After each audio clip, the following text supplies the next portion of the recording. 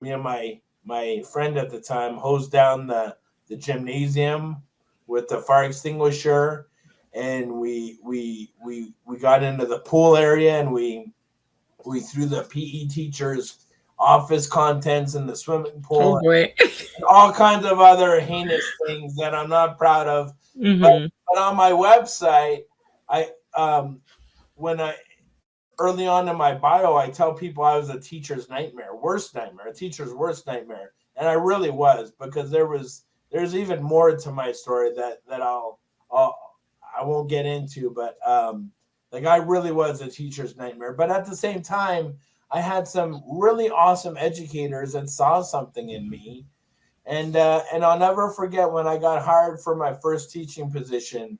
One of the ladies, the school psychologist who was on the panel that hired me, she said, as she got to know me, she said, "I just know that you had a lot to deal with growing up, and that someone was praying for you." And I really believe that was true.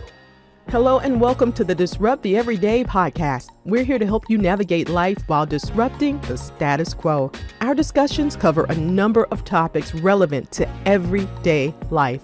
We discuss everything from relationships to entrepreneurship. We also engage in some difficult but important conversations. And now, here are your hosts, Brian and Tanya Hamilton. Welcome to another episode of the Disrupt the Everyday podcast. On today's episode, we're going to be discussing Tourette syndrome and actually a number of other things with our guest, Mark Chartier. Mark, thanks for joining us today. Thank you, Brian and Tanya. Thank you for having me. Oh, our pleasure. Now, we want to start off by learning about you. So the first question we're going to ask is, who is Mark Chartier? I am by first and foremost, I am a special education teacher. And I got into special education in 2008 after a long journey of being in college as an undergrad and as a graduate student. And the thing that got me into special education was I grew up with Tourette syndrome, and I started having symptoms when I was 7 years old, but I wasn't diagnosed till I was nearly 18 years old. And so I went through virtually all of public school, my public school career, without any assistance. So I once I got diagnosed with Tourette's, I applied to a university in Pueblo, Colorado. And funny story, well, not funny, but interesting. I was actually denied and rejected admission at first, and I called them. I was desperate to go. It was kind of like my last gasp at life at that time. And I called them and I said, "Is there anything I can do to get in?" And they said, "Well, maybe if you take the ACTs again and get a better score, then we we we could consider you." So I took the ACTs again, and I got a high enough score where they admitted me on probationary status. And even though I still struggled with Tourette's and my medications and sleep issues and stuttering issues, as you just saw a minute ago, I actually sustained a brain injury, a toxic brain injury, right in the middle of my undergrad studies. Wow. And so when I was preparing to graduate with my degree in English, I wasn't ready to go out into the big bad world yet, especially with the severity that my stuttering was at that time. It was very impactful.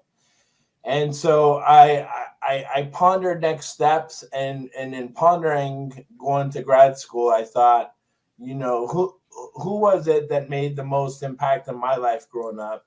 And the answer was easy. It was educators. And when I say educators, I don't mean just teachers. I mean anyone working at a school, because of all people that I developed a great relationship with in 10th grade was the detention lady, because I was there every day, every free period. Literally, I was there every free period. and she formed a motherly bond with me because I grew up without a mother. My mother was schizophrenic, and she left me when I was 7, and so my dad raised me and my brother from then on, and it was tough. My dad was abusive a lot of the times, but I in hindsight, as an adult, I look at it and I realize that I wasn't always the easiest child to raise, and that my dad might not have been the best dad in the world, but he was the best dad he could be. And so as a result, I really needed motherly figures in my life, and Mrs. Tracy, who was a detention lady, made a profound impact, as well as other educators throughout my career as a student. There was a 5th grade teacher, Mr. Belser, who was a great role model for me, and a French teacher in high school, Mrs. Weed. And so that led me at that stage in my life, when I was about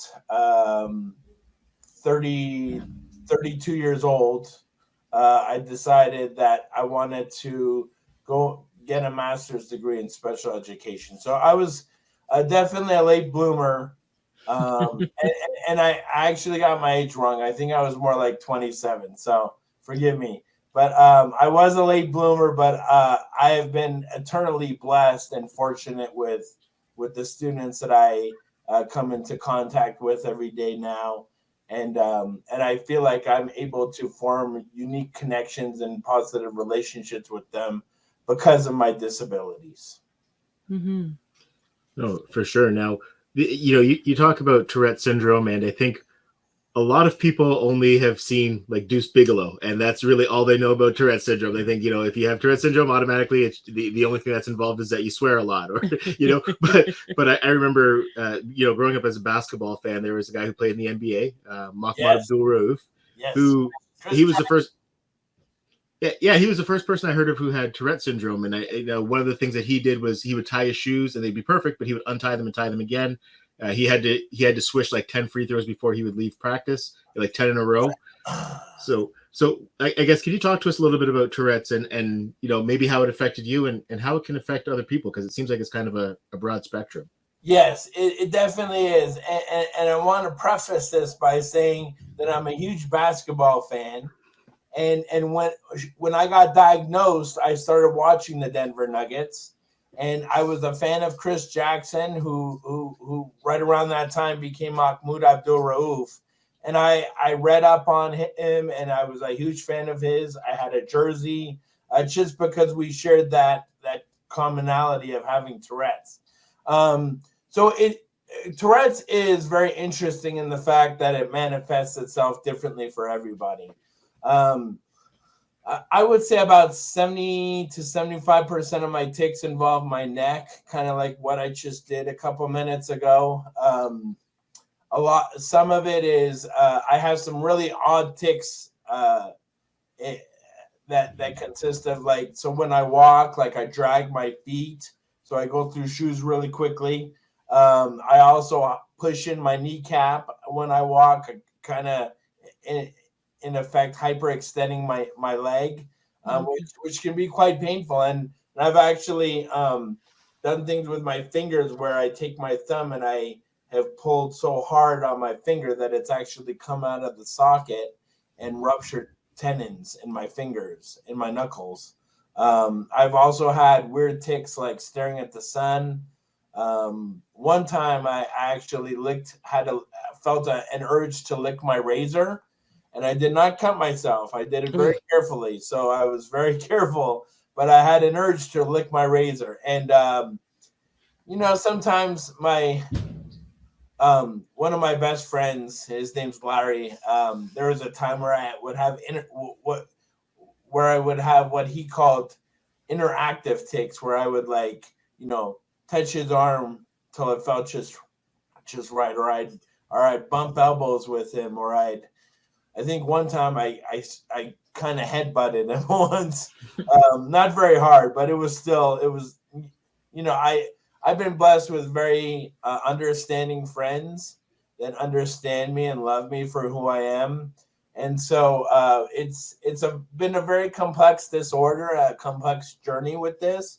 When I first began developing tics, the first tic that I remember was when I was 7 years old, and I was in the backseat of the car with my mom, who had just separated from my dad, and she had temporary custody of me, and she had schizophrenia, and so she was going through a real hard time and just traipsing me all around New York State and Montreal, Canada, and just not in a good place mentally. And so I remember I had a spiral notebook, and at one point in time, I took the spiral notebook and I ran the spirals along my lips so hard and fast until my lips literally blistered and bled.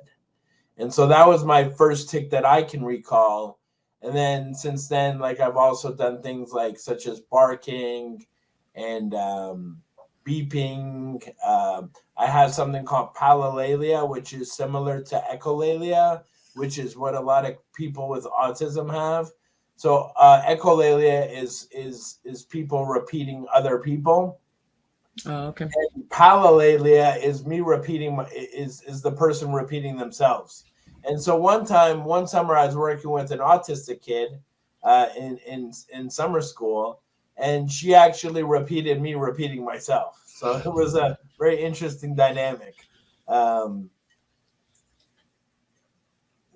yeah, it just, it's that cursing symptom. Actually, only 10% of people with Tourette's have that. Now, I don't have that symptom unless I'm talking to my father on the phone. And he's asking me about my blood pressure and all 100 other things I don't want to talk about, right?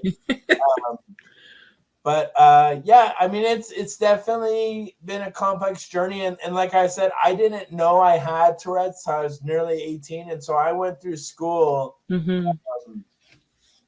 I was bullied, and I was also the bullier. I had a lot of behaviors.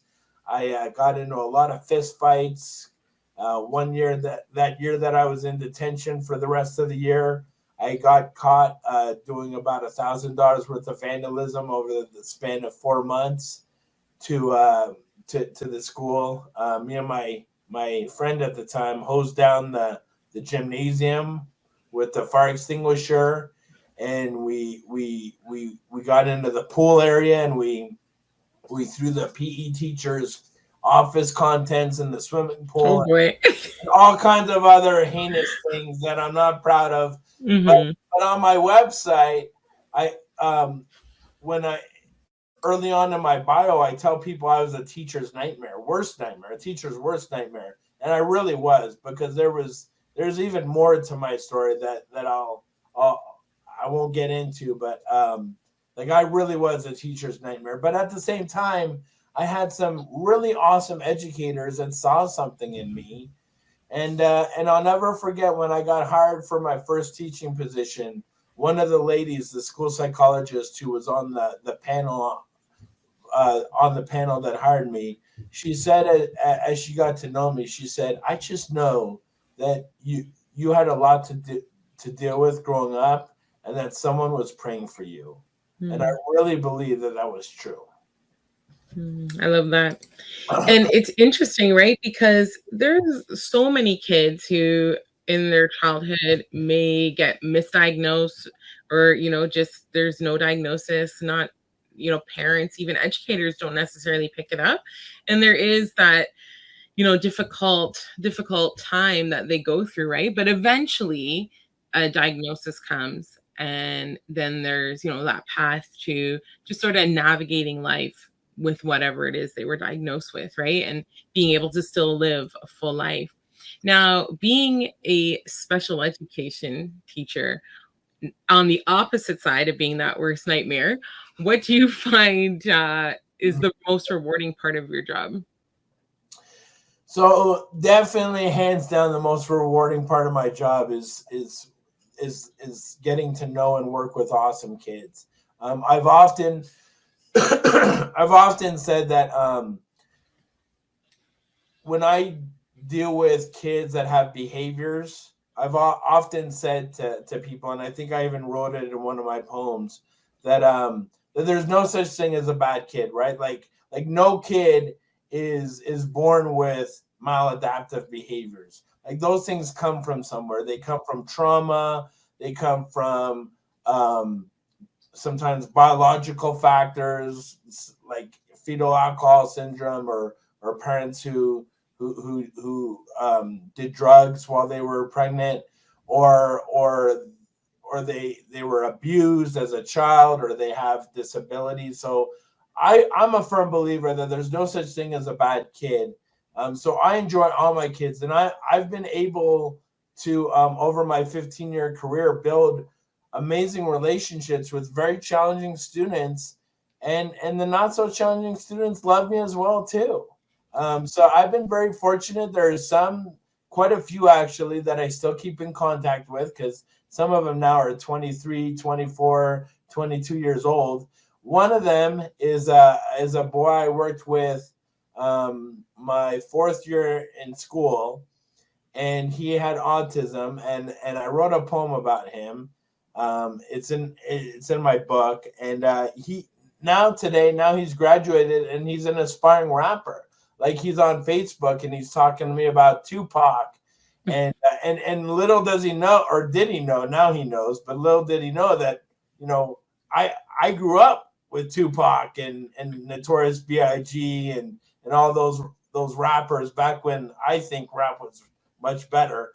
But now he wants to be an aspiring rapper. He's an aspiring rapper, and so he's just, that's the greatest reward to me is keeping in contact with my students and seeing them be successful in a myriad of different ways.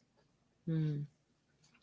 That's awesome. So, okay, well, that explains a little bit then. So you listen to a lot of, and I used to listen to a lot of Notorious B.I.G. and Tupac as well, but it is probably, just given the timelines and estimating your age, it's probably around the time that you were spending a lot of time with Miss Tracy there in detention. Yes, absolutely right. Yes. So, which leads me to talk about partly why I wasn't diagnosed with Tourette's, because this stuff happened. Like, I think my parents divorced in 1983, and for the next, I'd say 8 years, my tics kind of came and went. There would be stretches where they were very pronounced and prolific, and then there would be times where they waned, where they weren't very present. It wasn't until about 1991, when I moved to Colorado Springs with my dad and my brother, that they kind of really settled in and became very very noticeable. And at the time, I attributed to moving, because I never wanted to leave New York. I had great friends there that I still keep in touch with, but what else happens at 15, right? I mean, people hit puberty, and so things change in the body and brain, right? So who knows what it could have been. For a while, I thought it could have had something to do with the elevation, but obviously people have Tourette's and at sea level as well too. But yeah. So let me just get this straight. So you went from Montreal to New York to Colorado Springs? Yeah, so I was born in Montreal. My dad and my mom met in Montreal. My dad's family is from Montreal, and then my dad and mom moved us to Long Island, New York, when I was about 3 or 4 years old. I think we had a pit stop in Buffalo there for a year, but went to Long Island, lived in Long Island for about 12, 13 years, and then went to Colorado Springs. And now I'm actually about a 45-minute drive south of Colorado Springs, teaching in a city called Pueblo West. Okay. And I teach elementary school because the kids that I work with are very understanding. Whether I tell them I have Tourette's or whether I just tell them I'm nervous, but kids obviously are very perceptive. And people often ask me, they're like, "How do you do that with Tourette's? Like don't the kids tease you?" and I've had a really good string of luck at elementary school. I find that kids, 99% of them are very compassionate and empathetic and understanding. I've actually struggled more with adults and colleagues that I've worked with rather than students. Kids get it. They're kind innately, I believe. Mm-hmm. And how about parents? How have the parents received you? The parents received me really well. I have had very good luck with parents, and I think I attribute that to a few different reasons. One, I think once they see that I genuinely care about their kids, they warm up to me and they treat me like family. I mean, I've had parents that I've actually become friends with. Um, this little girl I worked with, my first 5 years in education, her parents were from Poland, and her dad many moons ago moved. Um, Her dad and mom moved to Chicago so he could join the U.S. Army because he wanted to be part of the U.S. Army, and they eventually made their way to Colorado, and they had this little girl who was on the spectrum, definitely high functioning, very intelligent kid. But her first few years, she struggled emotionally at school, and so I was kind of one of her people. I was her person that helped her deal with a lot of her social emotional needs. So so I think parents really, once they see that I like their that I genuinely care and love for their kid, I I I don't have any problems. And then I think they also are pretty perceptive as well, and so they figure, hey, there's something about Mr. C. Between meeting me and then talking to their child. I think they put two and two together. They might not always know that I have Tourette's, but they know that there's something different about me. And so, yeah. No, I think it's interesting, right? Like getting into the school environment for us down here, it's summer vacation still. I don't know if you're back at school yet. I'm back. Oh, you are? Okay. Last week was my first week with kids. Okay. So, for us and for the teachers down here, they're still in vacay mode. But, school starts and, you get into the middle of the year and maybe getting a little, fatigued just from, the everyday working with kids. And then also, working, in the special education program. How do you, I guess, keep that stamina, that passion for your job alive? And what can you even just share with teachers that may be listening? Well, I would say I'm kind of in a unique situation in my personal life where I'm not married. I don't have any children of my own. I wish I was married. I wish I had children of my own, but it just never happened. And so my students are my babies, right? Like those are my kids. And actually, one time, if I could share a quick story, one time I was doing recess duty and I was walking these classes of second graders along the front of the school building to the playground, and I was motioning with my hands, hey, back up, make sure you're staying on the sidewalk. I said, you guys got to stay safe. You guys are precious to Mr. C. You guys are like gold to Mr. C. And one little girl raised her hand and she said, well, you should thank us then. I said, why? She said, because we made you rich. So I really feel very blessed and fortunate. I mean, I really struggle with sleep. I take medications at night for Tourette's and anxiety and sleep. I have a CPAP on top of that. I also have high blood pressure that I take meds for. And then in the morning, I take meds for Tourette's and blood pressure. And so all in all, I take about 6 or 7 pills a day. And as you can imagine, that really takes a toll on a person, not just like feeling wise, but also like fatigue wise. I have horrible nightmares, but no matter how tired I am, when I wake up, I still get up out of bed. I might get out of bed late, but I still get out of bed because I'm so driven to make a difference for my kids.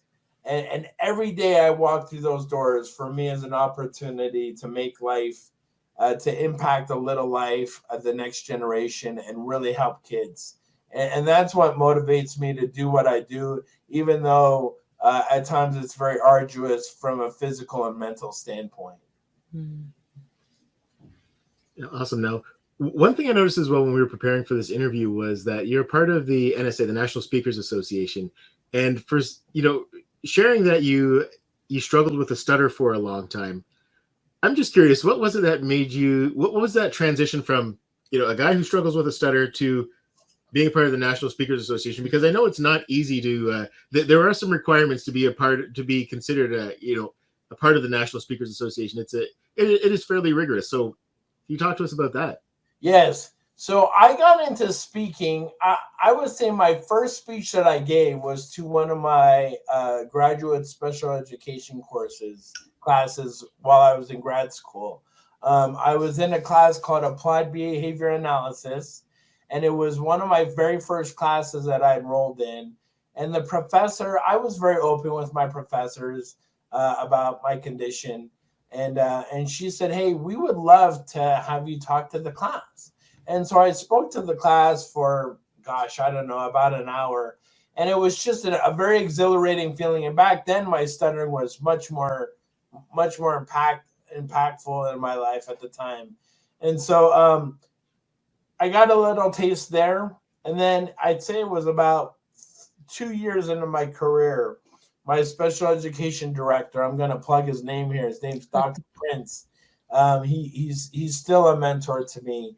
And he told me one day, we were in his office, and he said, "Have you ever thought about motivational speaking?" He says, "Because you have a story that not only kids need to hear, but parents need to hear.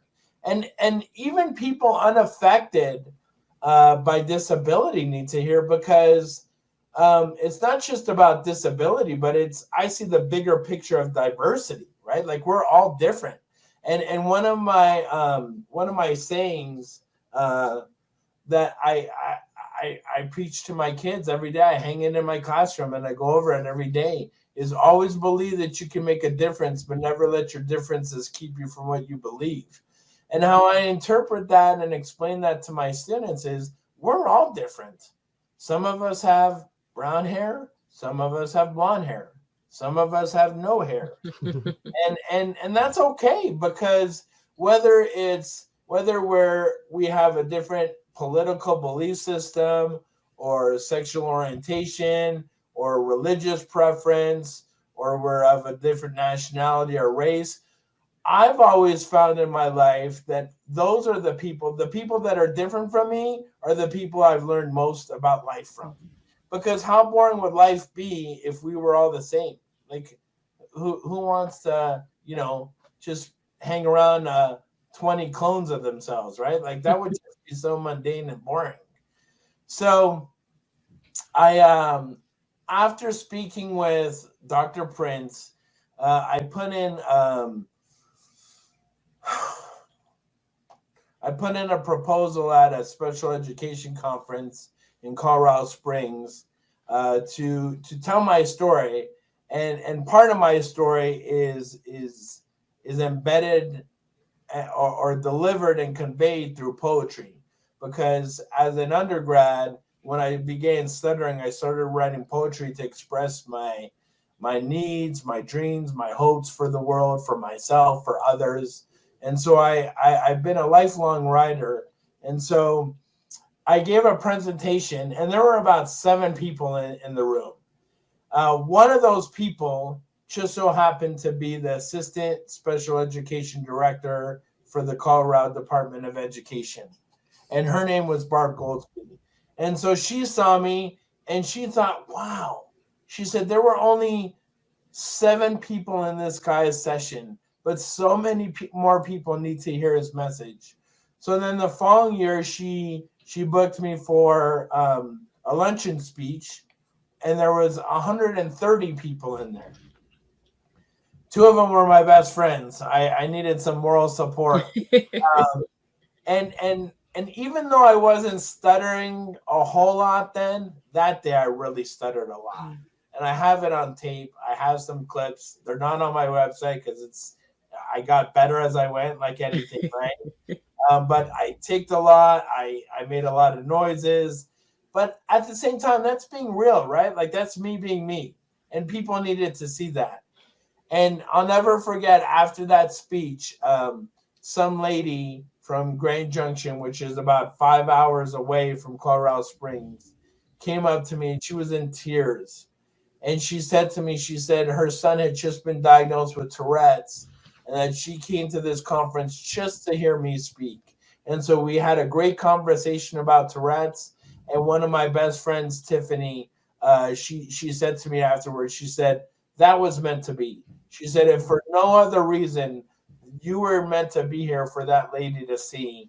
So that way she knew that there was hope for her kid. Because as a parent, when you find out your kid has a disability, there's 1,000 questions looming, ricocheting in your head, right? Like you're asking, are they going to be successful in school? Are they going to be able to get a job when they get older? Or are they going to be able to be independent? So I like to think that I'm a good role model, not only for my students to show them that they can be successful in life, but also to the parent population as well. Mm-hmm. Yeah, and to use another, since we're both basketball fans, to use a basketball analogy, one of the things that I remember with Michael Jordan and with Kobe Bryant as well, they would play through a lot of injuries because people who just come to watch them, and you never know how long that person may be up in the upper deck saved money to just come to see them play, right? So they didn't do these rest days. They were playing through injuries. And what sticks out to me about your story is that you had a presentation where there were 7 people present, and then one where there was 130 people present. And as someone who's spoken to groups before, when you have a much smaller number or a much larger number than you anticipate, either situation can be challenging. But it was important in both of those instances for you to give a good performance because of the one person who really needed to hear what you had to say in each given situation. Yes, absolutely. There's no load management in public speaking. and both those players you mentioned are 2 of my all-time favorites. I've always said my favorite basketball players have been Charles Barkley, Michael Jordan, and Kobe Bryant. And I just watched I watched this video all the time of when Kobe Bryant, I think one of his defining moments of his career was when he tore his Achilles and he still went and made those 2 free throws. I just watched it earlier today. I watch it all the time. So God rest his soul. I was a huge fan of his. Huge fan. So to your question, yeah. I actually find that the smaller the audience, the harder, right? Like because if you have 7 people and one person gets up and leaves and doesn't come back, and you're really thinking about that. But if you're And you in see them, you see them leave, and you hear the door close, Last February, I gave a keynote speech in Anchorage, Alaska, at the statewide special education conference in Alaska. And there were, I think, over 300 people in the audience. There's a short clip of it on my website, and it was just like you focus maybe on 2 or 3 people, but everyone else, it's like they're just there, and hopefully everyone laughs, and sometimes people cry because I do have some pretty deep poetry that I share. But yeah, I found, like anything, as I've done it more and more, that I've gotten better and more confident. And I like to add to each presentation and tailor it to every occasion. And just so it's fresh, just not only for them, but also for me. So that way I can grow a little bit as a speaker as well. Yeah. And I appreciate the fact that, when people do things that aren't comfortable, that's great. But there's so many times people will pass on something and then people don't get to hear your story, right? So it's doing those uncomfortable things, those moments, those speeches, because you, like you said, like there's always one person, even if it's one person, usually it's probably more, that will benefit from what it is you have to say, which is such a big thing, you know, whether it be teachers, students, parents, all that kind of stuff. Because I mean, everybody needs encouragement.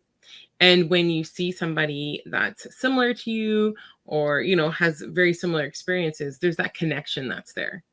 And yeah, just another way for people to learn. Absolutely. And I it's interesting because I get so excited to speak every time I'm asked to speak. Like, it's such a great honor, right? Like, someone's paying you money. And honestly, like, there have been a lot of times where, you know, educator friends have not been able to pay me, and I do speeches pro bono for their school or for their class. So I've, because my most important thing is getting my message out there. But it is interesting in the sense that right before a speech, I'm always like, Mark, what the heck are you doing?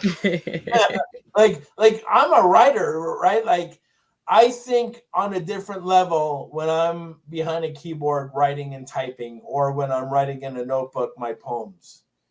I think on a different level. And actually, very recently, a colleague of mine told me, she said, the way you speak is so wonderful and amazing. I said, well, I feel like I ramble half the time. I said, if you think that's good, you should read some of the things I write. So for you, in terms of poetry, because again, just because we mentioned this now, was poetry something that was kind of an outlet for you when you were growing up, or when did you start writing? So I always enjoyed writing in school, but I would say I did not really start writing poetry until I was about 19, 20 years old. I was in love with someone who was not very good for me at the time. And she still isn't very good for me. That hasn't changed. But at the time, I would like write like these sappy love poems, right? Like that rhyme, that had a real strong rhyme scheme. And I wrote rhyming poems for several years. And there's nothing wrong with that. They were beautiful poems as far as like the sentiments embedded in them. And even to this day, like, I still write raps. I write, there's a program in most schools that most educators would be familiar with, called PBIS. It stands for Positive Behavior Intervention Support. And it's basically a system of promoting positive behavior in the school system. So at my last couple of schools, I've actually written raps about good behavior for students. And I always like to throw in a couple teachers' names in there too, to give them a shout out. And I recite those raps at PBIS assemblies, over the loudspeaker. And kids come up to me, whether they're in special education or whether they're just gen ed kids. And they're so impressed. They asked me, they said, did you really write that? Because I was asking my friend if you really wrote that. And he said no, but I said yes. And yeah, I really wrote that. So I had a real good love for writing rhymes. And a lot of that was probably Tupac and Ice Cube, and Ice-T was another one I listened to a lot. And as I progressed, as I became an English major, my creative writing professor challenged me to write more free verse poetry that focuses on the imagery and language and the story. And he told me that oftentimes the rhyme scheme, while is great, can constrict what you're trying to say, because you're so focused on making that line end with the rhyme rather than saying what fits the narrative of the poem. Interesting.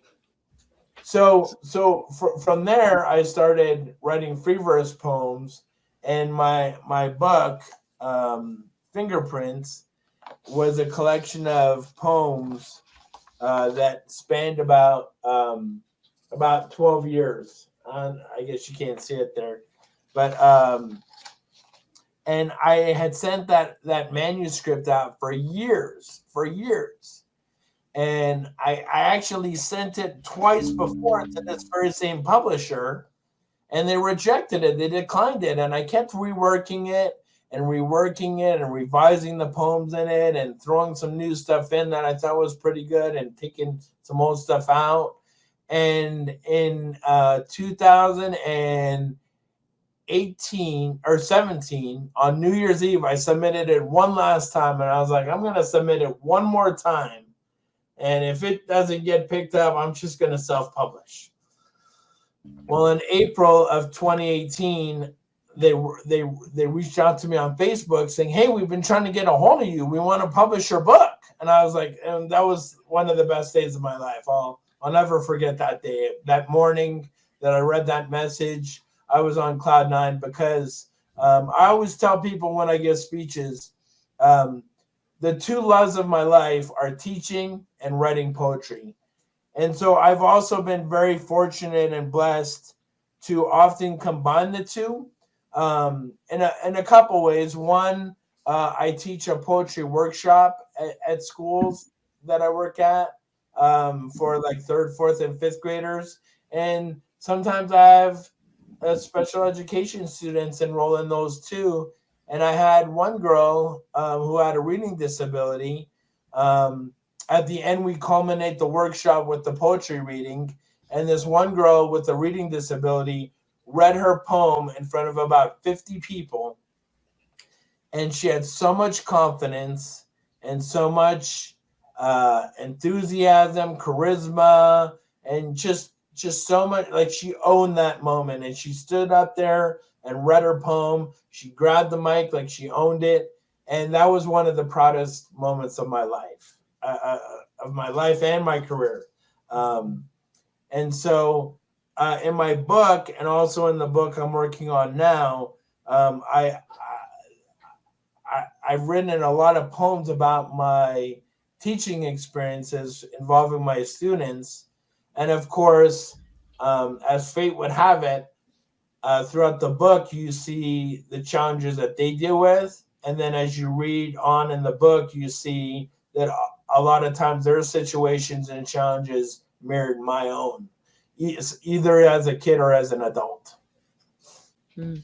And, just listening to your story, perseverance comes to mind. Like, it's just, you persevered with this book, you just kept going, and, with school, with, finishing your degree and all that kind of stuff. And obviously, even just that one student is a prime example of perseverance, and such a characteristic that a lot of people lack today.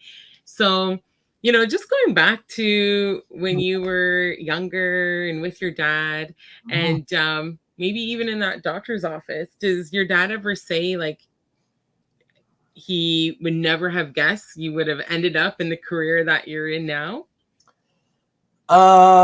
We've had some conversations around that. I don't know that he's necessarily echoed those exact words, but he definitely sees the irony. I would say my brother also sees the irony, because my brother was the well-behaved one, and he was 2 years older than me. So when teachers had him, they're like, "Oh, Ronnie is such a well-behaved, awesome kid." And then they get me and they'd be like, "Oh, you're Ronnie's little brother. You must be just like him." I wasn't. No. Not at all. I was fighting on a daily basis.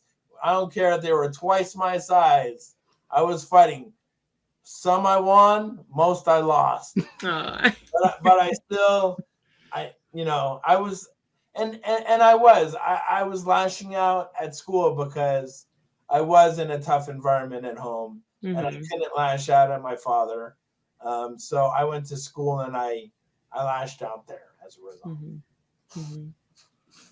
So I'm just curious now, since you mentioned him, how is your relationship with your brother today?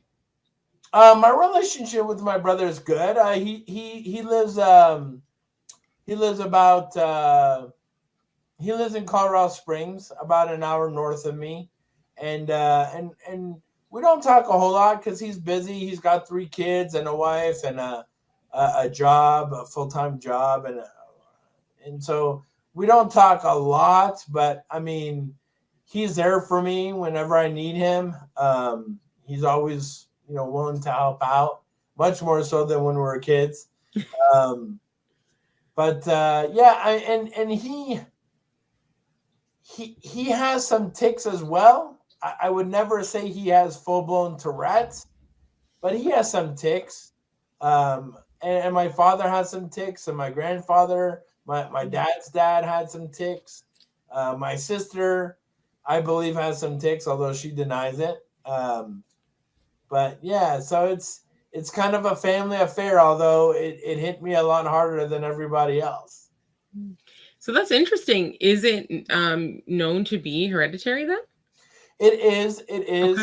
but I also believe that your environment kind of dictates how it manifests itself, right? Okay. And so for me, when I was 7 years old, I had that trauma with my mother, which my brother did not have. He was at summer camp that summer. Okay. And so I was in the car with my mother while she was just unrolling mentally. Mm-hmm. And so, I mean, it's interesting how people process those things and deal with those things. And then I've also had other traumas in my life, whether it's with my father or another family member sexually abused me one time when I was young, and that's in my book. And I that's a poem I don't read, but it's open for anyone else to read. But it's obviously a very hard topic to address. I don't normally address it too much, but again, for the sake of being real, I have had some trauma, some quite extensive trauma, and then I had that relationship when I was 19, 20 years old that was very detrimental. It was with an older lady who I think in hindsight took advantage of me. So yeah, just some trauma in my life. I also had that experience where I suffered that brain injury. I was working at a restaurant, and the manager sprayed in the ovens. I was a cook, and the manager sprayed in the ovens a large amount of oven cleaner, and I had to clean the ovens with that stuff in there, and they never gave me a mask. I asked them for a mask. They said they were all out, and the ventilation system in the kitchen was broken, and so I ended up kind of like getting a feeling of deliriousness. And I went home to the dorms where I was living at, and I fell asleep in my car with my car running for 2 hours. And then I went upstairs to the dorms and I fell asleep for 14 hours. Wow. And then I went to my neurologist's office the next day. He was an hour drive away, and I woke up late because of the oven cleaner. And I was in turmoil just because my Tourette's got much worse. And so I'm at this neurologist office, and they're telling me because I'm 17 minutes late that they're going to have to reschedule. And I'm talking to the receptionist, and I'm in tears, and I'm like, hey, something happened to me. Something happened to me yesterday. I don't know what it is. I think it has to do with this oven cleaner. I'm not right. I'm really struggling. And she said, well, I'll put in a word with the nurse, but I can't guarantee it.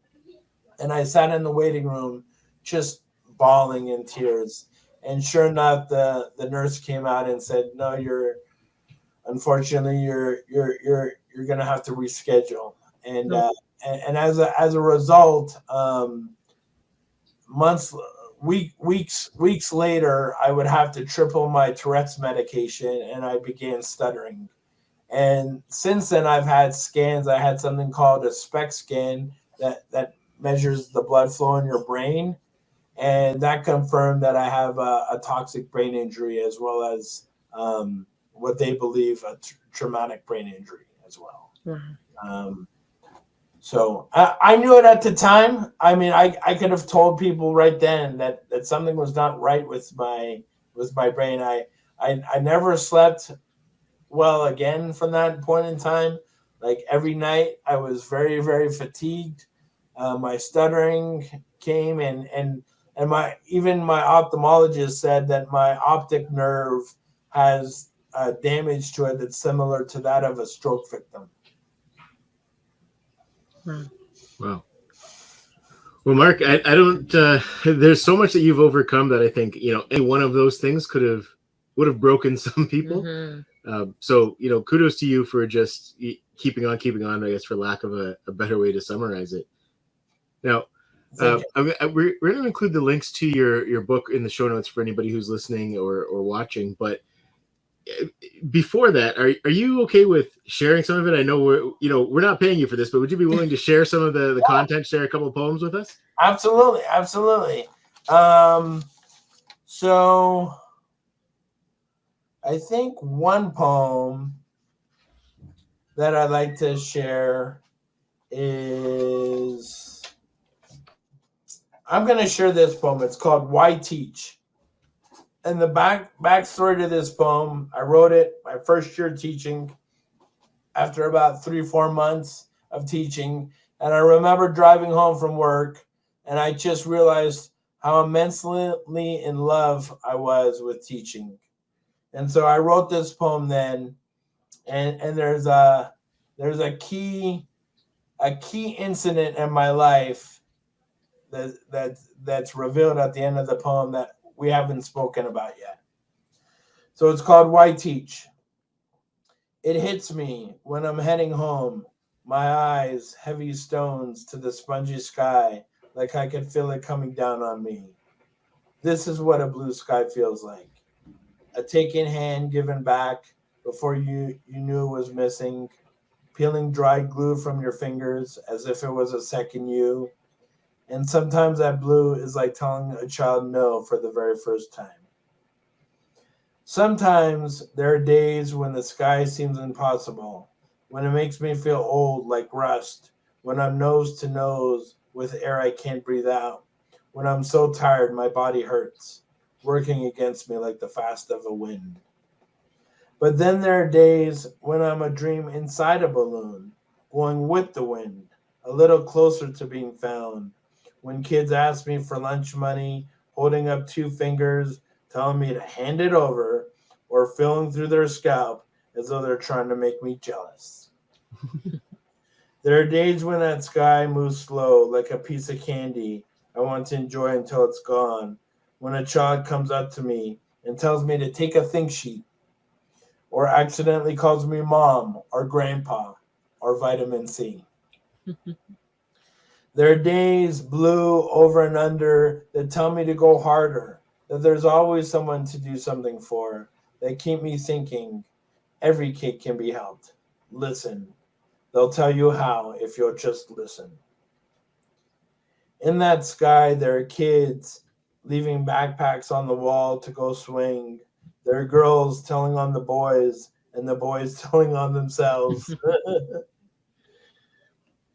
Kept tears that pinch me like a hot plate you're trying to pass off before it scalds. Every behavior comes from somewhere.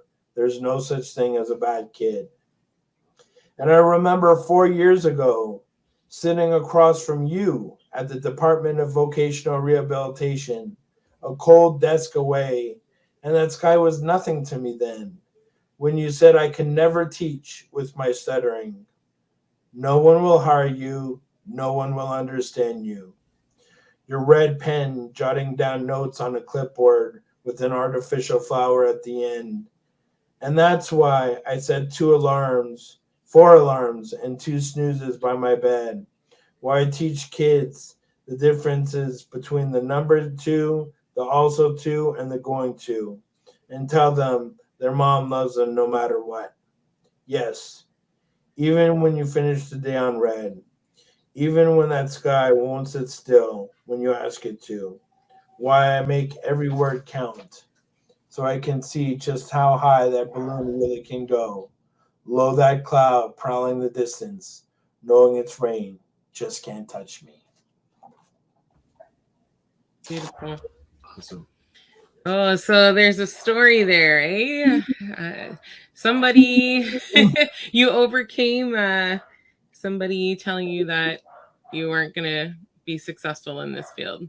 Yes, I was working with a counselor for the Department of Vocational Rehabilitation, which, by the way, I think is a wonderful organization. I think it's a very important part of government, a wonderful program.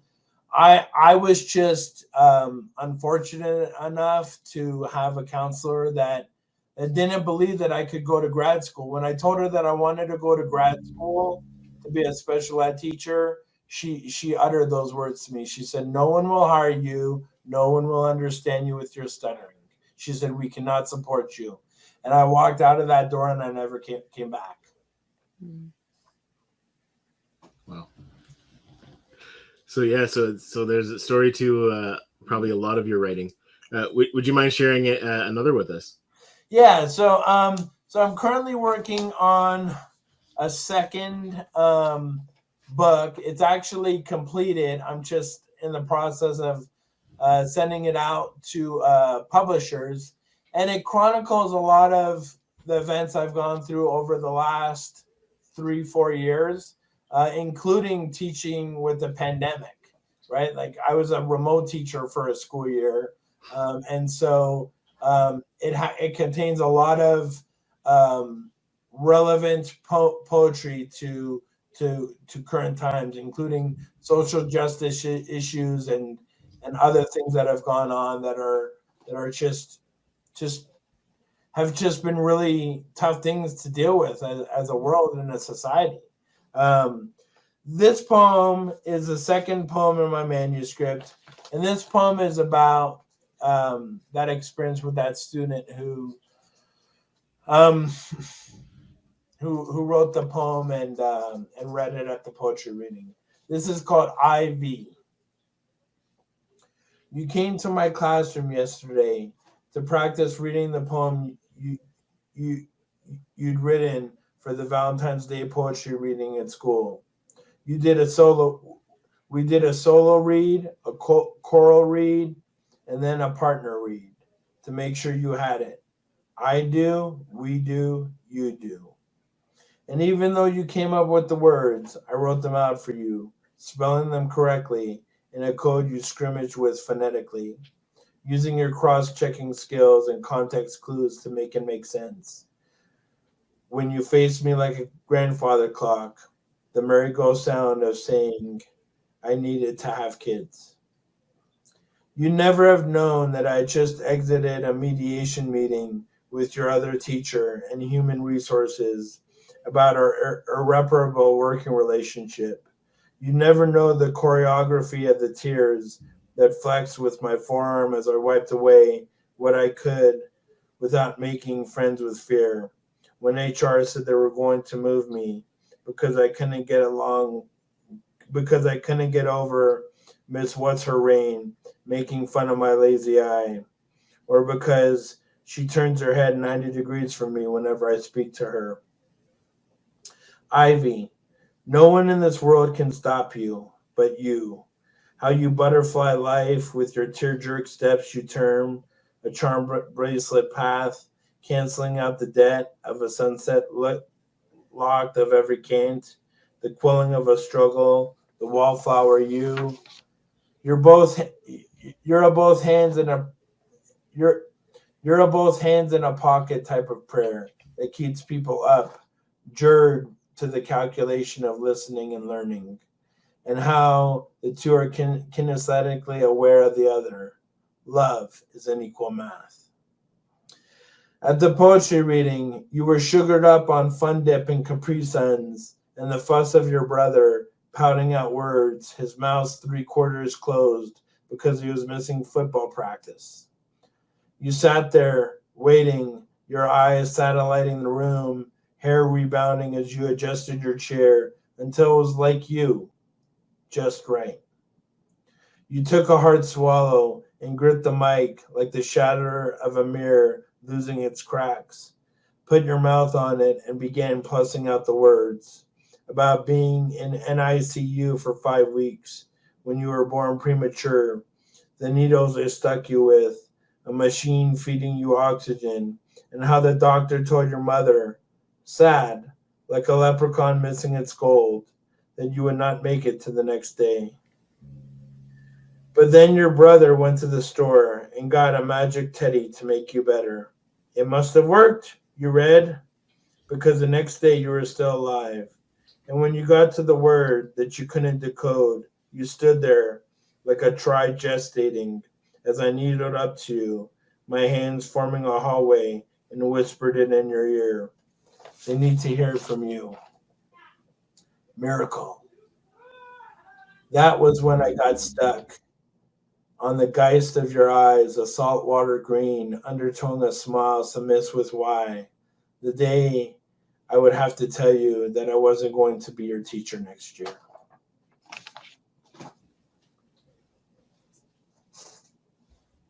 Oh, yeah, some powerful stories behind those. Mm-hmm. Yeah.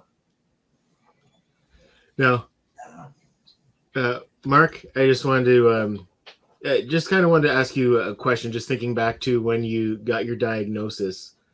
What was, if you were to be able to have a conversation with yourself, present Mark with Mark from the past, what advice would you share with him just to prepare him for the journey ahead? There's a couple things I would share. I would say there's no hope like hope for yourself.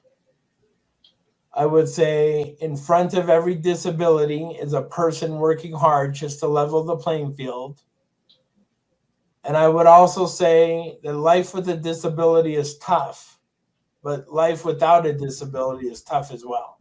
Mm. And so I need to be my own superhero because the world isn't going to swoon in and save Mark Chartier, just like the world isn't going to swoon in and save any one of us, right? Like you guys hit it on the head when it comes to perseverance, determination, grit, a positive attitude. And I think all those components are very important in triumphing any challenge, whether it's a disability or a mental illness or overcoming abuse. And that's kind of my premise for my book, Fingerprints. There's a couple lines in my book in one of the poems. It goes like this: "You scar your way, I'll scar mine. Recovery is its own fingerprint." And the idea behind that is that we all have afflictions and injuries that we sustain during life. Some are physical, some are emotional, and some are spiritual. And just like every injury and every affliction is unique, so is its healing, just like a fingerprint, right? Mm-hmm. All our fingerprints are unique to us. So. Wow. Well, this was a great conversation, Mark. I definitely appreciate your story and, the changes and how you disrupt your everyday. Definitely appreciate you sharing all that with us today. Thank you so much. I really appreciate you guys having me on. Thank you for coming on. And for everybody who watched or listened, thank you for letting us disrupt your everyday. Thanks for listening to the Disrupt the Everyday podcast. For more ways to listen, connect with us on social media. To be a guest or to partner with us, check out our link tree at Disrupt the Everyday. Join us next time for more ways to disrupt the everyday.